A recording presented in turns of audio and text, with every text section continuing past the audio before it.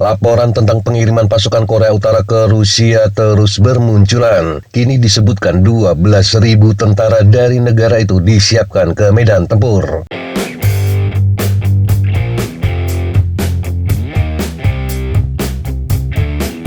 Intelijen Korea Selatan telah menawarkan penilaian baru tentang kehadiran militer Korea Utara di Rusia. Badan Intelijen Nasional Korea Selatan atau NIS merilis gambar yang diklaim memperlihatkan pasukan Korea Utara berlatih di pangkalan militer di wilayah timur jauh Rusia. NIS mengatakan mereka adalah gelombang pertama dari 12.000 tentara Korea Utara yang disiapkan untuk perang habis-habisan melawan Ukraina. Mereka termasuk anggota pasukan khusus yang terkenal kejam. Informasi itu muncul sehari setelah Kepala Mata-Mata Ukraina mengatakan saat ini ada hampir 11.000 tentara Korea Utara di Rusia Timur. Mereka akan siap bertempur pada 1 November. Kepala Direktorat Intelijen Pertahanan Ukraina atau GUR Letnan Jenderal Kirilo Budanov menyebut angka itu kemudian direvisi naik menjadi 11.800. Setidaknya 6 pasukan Pyongyang telah meninggal di Ukraina. Badan Intelijen Nasional Korea Selatan menambahkan tentara Korea Utara yang dikirim ke Rusia saat ini ditempatkan di pangkalan militer Rusia di timur jauh, termasuk di Vladivostok, Ussurisk, Khabarov, dan Blagoveshchen. Mereka diharapkan akan dikerahkan ke garis depan segera setelah mereka menyelesaikan pelatihan adaptasi mereka. Keempat pangkalan itu berjarak setidaknya 6.000 km di timur Ukraina. NIS merilis gambar yang menunjukkan sedikitnya 400 tentara Korea Utara berlatih di Ussurisk dan sedikitnya 240 di Khabarov. Akan tetapi jumlah tentara dan apakah mereka benar-benar warga Korea Utara tidak dapat dikonfirmasi oleh citra satelit yang disediakan.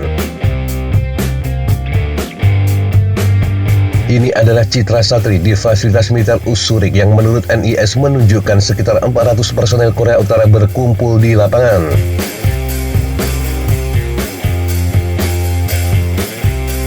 Sementara ini adalah citra satelit di pangkalan militer Rusia di Khabarov yang diperkirakan menampung sekitar 240 tentara Korea Utara.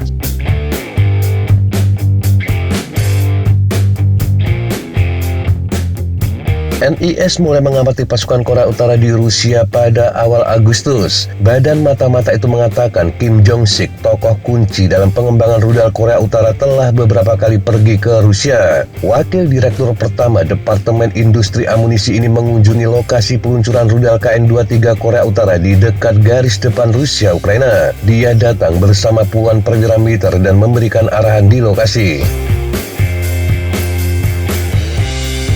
NIS kemudian memantau secara ketat pergerakan militer Korea Utara. Mereka mendeteksi Korea Utara mengangkut pasukan khususnya dengan kapal Angkatan Laut Rusia. Pengangkutan dilakukan pada 8 hingga 13 Agustus. Peristiwa ini dikonfirmasi sebagai dimulainya partisipasi militer Korea Utara dalam perang tersebut. Untuk memindahkan pasukan ini, Angkatan Laut Rusia memasuki perairan Korea Utara untuk pertama kalinya sejak tahun 1900.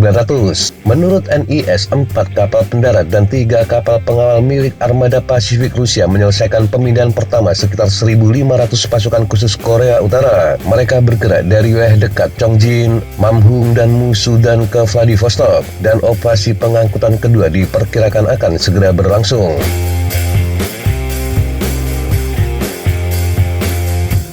Ini adalah citra satelit yang diklaim memperlihatkan kapal-kapal Rusia di Musudan, sekitar 400 km selatan Vladivostok. Sifat citra satelit tersebut membuat mustahil untuk dikonfirmasi secara jelas.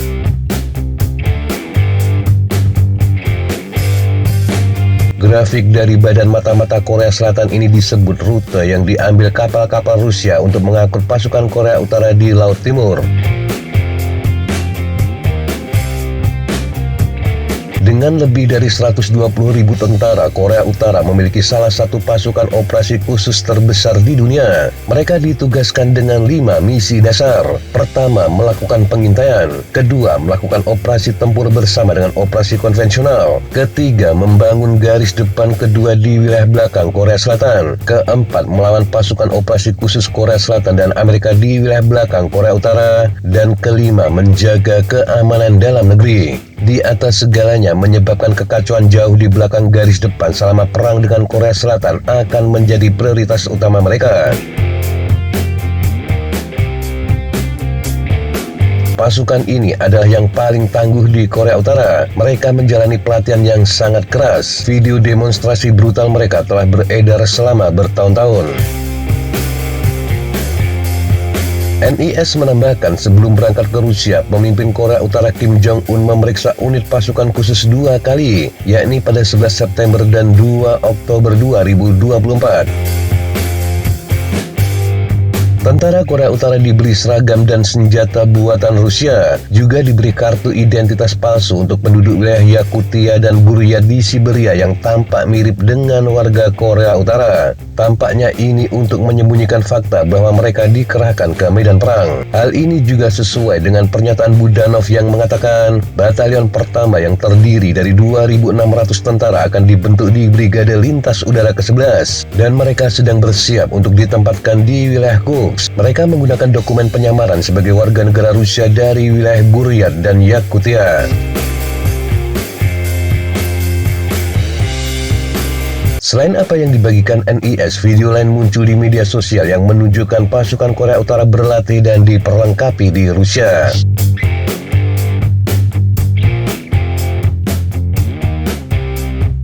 Selain menawarkan rincian baru tentang pergerakan pasukan Korea Utara ke Rusia, NIS memberikan rincian lebih lanjut tentang pengiriman senjata Pyongyang ke Moskow. NIS menilai Korea Utara telah menyediakan Rusia dengan total 13.000 kontainer peluru, rudal, dan roket anti-tank. Pengiriman dilakukan setidaknya dengan 70 pengiriman sejak Agustus 2023 lalu.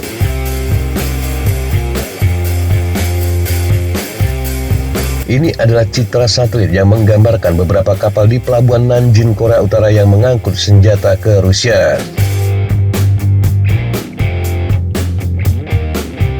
Sedangkan GUR menyebut senjata Korea Utara yang dikirim ke Rusia termasuk peluru kaliber 122 mm dan 152 mm.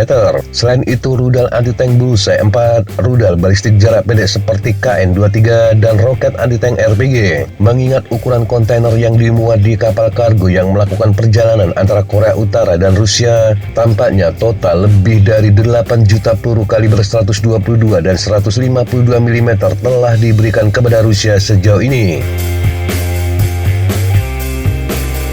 Namun baik Badan Intelijen Korea Selatan maupun Ukraina mencatat banyak senjata Korea Utara memiliki tingkat cacat yang tinggi dan akurasi yang rendah, sehingga senjata itu digunakan untuk serangan massal guna mempertahankan garis depan, bukan serangan presisi.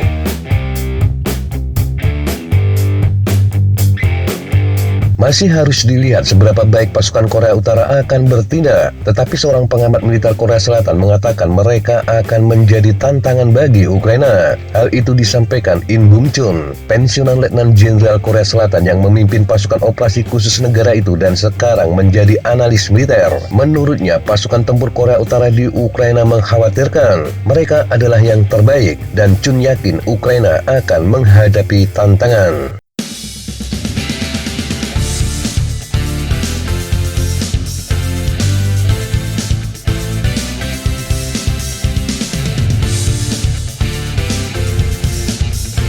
Demikian sahabat Jejak Tapa informasi yang bisa kita sampaikan untuk kesempatan kali ini. Sampai jumpa di kesempatan yang berbeda. Tetap semangat dan jaga kesehatan. Salam Fly Like an Eagle, Fight Like a Falcon.